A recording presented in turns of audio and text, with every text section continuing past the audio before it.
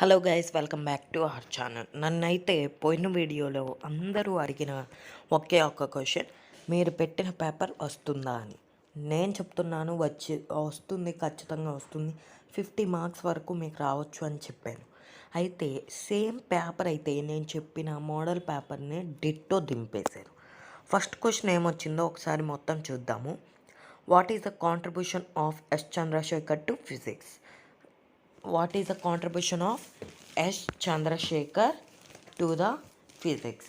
ఈ question 2 marks question వస్తుంది అని నేను చెప్పినట్టున్నాను. సో దీనికి answer S Chandrasekhar studied about the structure and evaluation of the stars including sun and the black holes. ఇది సరిపోతుంది. ఓకేనా. Next, what is the discovery of CV Raman? ఇది అయితే కన్ఫర్మ్ క్వశ్చన్ అని నేను చెప్పాను. C V Raman discovered the Raman effect in the year 1930, which deals with the scattering of light by the molecules అని నేను చెప్పాను. కాబట్టి 2 క్వశ్చన్స్ అనేవి రిపీట్ అయ్యాయి. నెక్స్ట్ క్వశ్చన్ కూడా ఖచ్చితంగా వస్తుందని అంటున్నాను.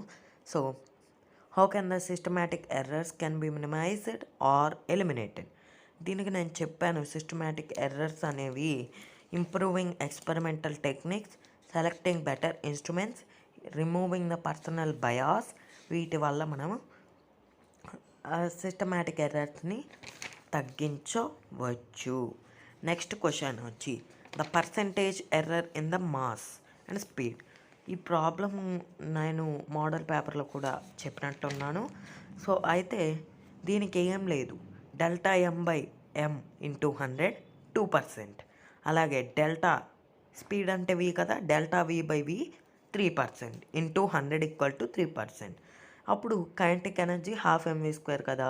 మ్యాక్సిమం ఎర్రర్ కైనెటిక్ ఎనర్జీలో ఏమొస్తుంది, delta E/E into 100 = delta m/m into 100 plus 2 into delta v/v into 100. ఓకేనా. సో దీని ప్రకారంగా 2% ప్లస్ 2 ఇంటూ 3% 8% ఆన్సర్ వస్తుంది. Next 5th question, when 2 right angled vectors of magnitude 7 units and 24 units combine. ఇది నేను model పేపర్లో చెప్పలేదు నాకు తెలిసి. సో ఈ క్వశ్చన్ వెక్టార్స్ నుండి వచ్చింది, ఈజీ. సో నెక్స్ట్ వచ్చి మనకి what is the angle between the vector and X axis కదా. ఇది 45 degrees వస్తుంది. ఎలా అంటే ai+j అవుతుంది. అప్పుడు ఆల్ఫా అనేది పాజిటివ్ ఎక్స్ యాక్సిస్తో మేడ్ అయిన యాంగిల్ అనుకుంటే tan ఆల్ఫా ay/ax అవుతుంది, 1 అవుతుంది. టోటల్గా ఆల్ఫా 45 అవుతుంది. ఓకేనా. నెక్స్ట్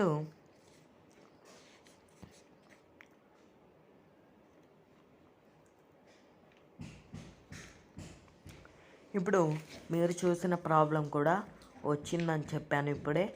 సో ఆ ప్రాబ్లం కూడా వచ్చింది మనకి, 5th ప్రాబ్లం కూడా. సో నెక్స్ట్ క్వశ్చన్లోకి వెళ్దాం. Next question what happens to the coefficient of friction if the weight of the body is double? Weight of the body double అయినప్పుడు కోఎఫిషియంట్ ఆఫ్ ఫ్రిక్షన్ అన్నారు. Coefficient of friction అనేది weight of the body పైన depend అవ్వదు కాబట్టి ఆ double అయినప్పటికీ అది కాన్స్టెంట్గానే ఉంటుంది. Coefficient of friction remains constant if the weight is also doubled. ఓకేనా. ఇది రాస్తే 2 marks. Next, a horse has to pull harder during the start of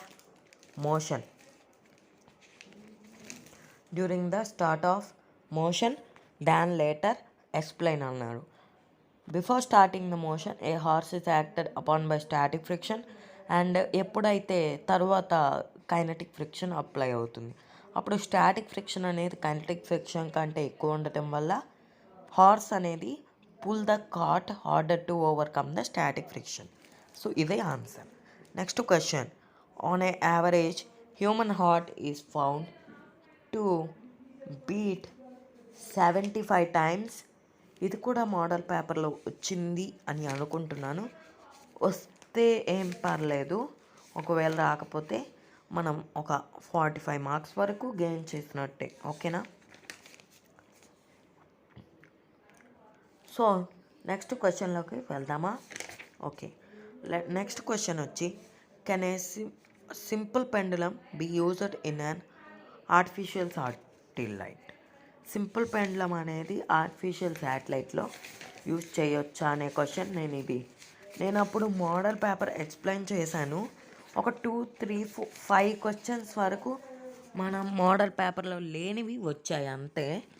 అంటే డెఫినెట్గా పాస్ మార్క్స్ కంటే ఎక్కువే వస్తాయి నేను చెప్పిన మోడల్ పేపర్ కనుక ప్రిపేర్ అయ్యి ఉంటే. ఓకేనా?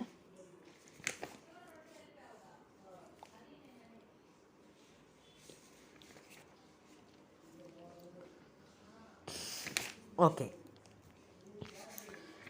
నెక్స్ట్ మనకిచ్చింది 4 marks questions. A car travels the first third of a distance with a speed of 10 km/h, the second third at the 20 km pitch, last third 60 km pitch, mean speed over the entire distance. Next one, average velocity అంటే ఏంటి, instantaneous velocity అంటే ఏంటో రాయాలి. అలాగే ఆ రెండు ఎప్పుడు equal అవుతాయి అనేది కూడా రాయాలి. ఇదంతా మోషన్ ఇన్ ఏ ప్లేన్ నుండి లేదా motion in a straight line నుండి వచ్చాయి. ఓకేనా?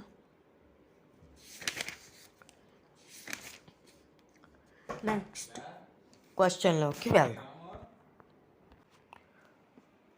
సో నెక్స్ట్ మనకి ఇచ్చిన క్వశ్చన్ ఏంటంటే, ఫోర్స్ ఇచ్చారు, అలాగే అది రెస్ట్లో ఉందన్నారు, టైం కూడా ఇచ్చారు, వెలాసిటీ ఇచ్చారు, మాస్ కనుక్కోమన్నారు. ఓకేనా? నెక్స్ట్ ఏకి బీకి మధ్య యాంగిల్ 90 ఉందన్నారు. Static friction, limiting friction, dynamic and rolling friction definitions అడిగారు. మెథడ్స్ టు డిక్రీస్ ఫ్రిక్షన్ అంటే ఇలాంటివి, బాల్ బేరింగ్స్ అని, లూబ్రికెన్స్ అని, ఇవి రాయాలి. నెక్స్ట్ యాంగులర్ యాక్సిలరేషన్, టార్క్ రాయాలి, వాటి మధ్య రిలేషన్ రాయాలి. Next principle of conservation of angular momentum మనం ప్రూవ్ చేయాలి. నెక్స్ట్ మనకి 3 క్వశ్చన్స్ ఇచ్చారు, 2 రాస్తే సరిపోతుంది. ఇందులో ఈ 3లో మనకి 19th క్వశ్చన్ అంటే కొలిజన్స్ అంటే ఏంటి, explain the possible types of collisions, అలాగే develop the theory of 1 dimensional elastic collision, ఇది అడిగారు, ఇది రాస్తే రాయండి. 20th క్వశ్చన్ అయినా ఎగ్జామ్ అయిపోయి ఉంటుంది, రాసి ఉంటారు. ఒక 20th క్వశ్చన్, ఇక్కడ 8 మార్క్స్ క్వశ్చన్స్ కూడా 2 క్వశ్చన్స్ 3 క్వశ్చన్స్ కూడా మోడల్ పేపర్లో ఉన్నట్టున్నాయి. ఒకసారి మీరు కూడా ఆ మోడల్ పేపర్ చూసి కంపేర్ చేసుకోండి. So next 20th question, develop the notation of work and energy theorem and show it that it leads to the work energy theorem. Next define simple harmonic motion, show that the motion. So ఇది simple harmonic మోషన్ని prove చేయాలి. ఒక్కసారి question పేపర్ని చూసేస్తారా? చూసేయండి.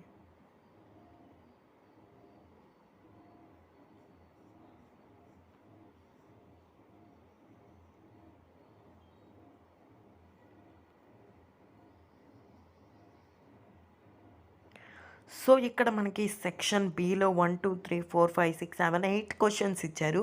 మనం కేవలం 6 రాస్తే సరిపోతుంది. ఇక్కడ 3 ఇచ్చారు 8 మార్క్స్వి, 2 రాస్తే సరిపోతుంది. This is the model paper AP intermediate half yearly board examination. ఈ వీడియో కనుక మీకు నచ్చినట్టయితే ఏం చేస్తారు? Please like, share and subscribe get study. మన ఛానల్ని ఓరక చూస్తున్నారు కానీ సబ్స్క్రైబ్ చేసుకోవట్లేదు. Please do subscribe.